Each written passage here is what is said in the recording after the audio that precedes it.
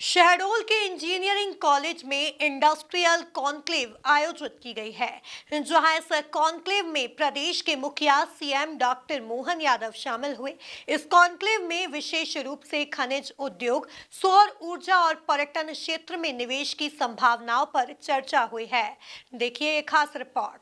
शहडोल में regional industrial conclave, CM Mohan Yadav ने लिया कॉन्क्लेव में हिस्सा। 30,000 करोड़ के निवेश प्रस्तावों पर चर्चा। शहडोल में आयोजित इंडस्ट्रियल कॉन्क्लेव में 30,000 करोड़ के निवेश प्रस्तावों पर चर्चा होने की संभावना है। कॉन्क्लेव का शुभारंभ सीएम डॉक्टर मोहन यादव ने किया। इस दौरान तमाम जनप्रतिनिधि और अधिकारी मौजूद रहे। ये बात सही है कि आज हमारे बीच में से कोई अहमदाबाद से यहाँ कोल भंडार है और आपने कहा कि अपना अगर विद्युत के क्षेत्र में आना चाहते हैं तो उसमें कितना अच्छी बात कि हमारा भविष्य बिना बिजली के कुछ संभव नहीं है और बिजली का महत्व कितने प्रकार से।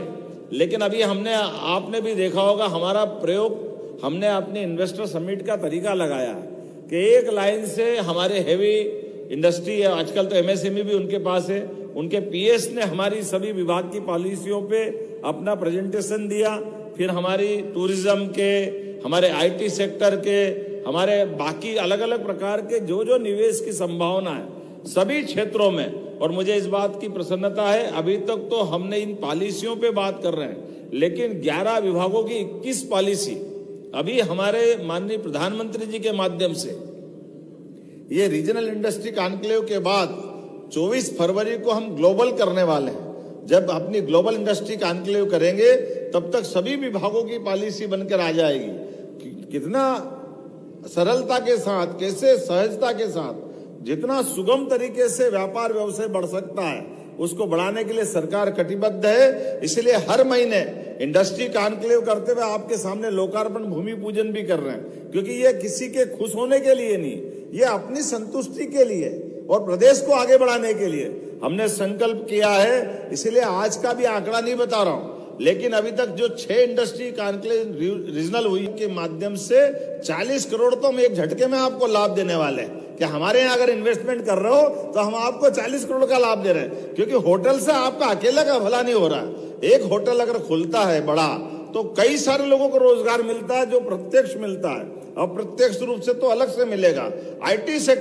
आईटी सेक्टर के माध्यम से भी इसी प्रकार के इन्वेस्टमेंट के अलग अलग प्रकार के लाभ हमने दिए। इतना ही नहीं, अभी तो हमने रेडीमेड गारमेंट्स से लेकर के जो कई प्रकार के रोजगार परक इंडस्ट्रियां हैं, इनके मामले में तो 200% तक हम अपनी इन्वेस्टमेंट को करने वाले व्यक्ति को मदद दे रहे हैं। बिजली, पानी, सड़क, इसके अलावा लेबर भी, अगर एक लेबर 4,000 लेबर की इंडस्ट्री डालेंगे तो रेडीमेड गारमेंट्स में 5,000 रुपया प्रति लेबर इंसेंटिव 10 साल तक मध्य प्रदेश सरकार देने वाली है। फैक्ट्री आप चलाओ, लेकिन रोजगार परक फैक्ट्री चला रहे हैं तो हमारा काम मदद करना। इसके पीछे भावी इतना है कि हमारी ये बड़ी आबादी है और हर क्षमता के साथ, योग्यता के साथ मध्य प्रदेश के एक एक युवा को, एक एक गरीब आदमी को, या जिसकी जैसी क्षमता योग्यता है, जो टैलेंटेड है उनको भी, जो स्किल्ड हम टैलेंट उनका अपना निखार करके ट्रेनिंग कराना चाहते हैं तो सब प्रकार के ट्रेनिंग देने वाले इंस्टीट्यूट को भी बढ़ावा दे रहे हैं। अर्थात इस कॉन्क्लेव में शामिल होने के लिए 5,000 निवेशकों ने ऑनलाइन रजिस्ट्रेशन कराया है।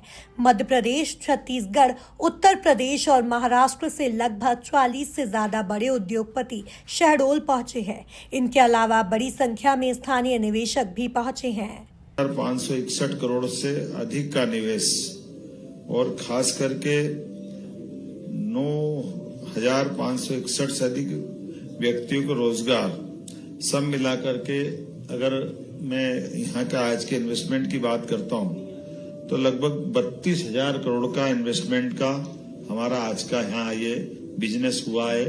इसको मिलाकर अगर अपन बात करते हैं पूरे प्रदेश को लेकर के, तो प्रदेश में हमारे लिए अभी तक की 7 कॉन्क्लेव में ये शहडोल का हमारा अपना जिस प्रकार से इसके बारे में कल्पना की गई थी, सच मानो तो मुझे लगा कि 2-5 हजार करोड़ का इन्वेस्टमेंट आ जाए तो बहुत है, क्योंकि ये शहडोल हमारा कई कारणों से बहुत पिछड़ा था।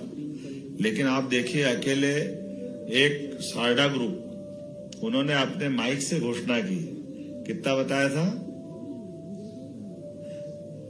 3,000 करोड़ का।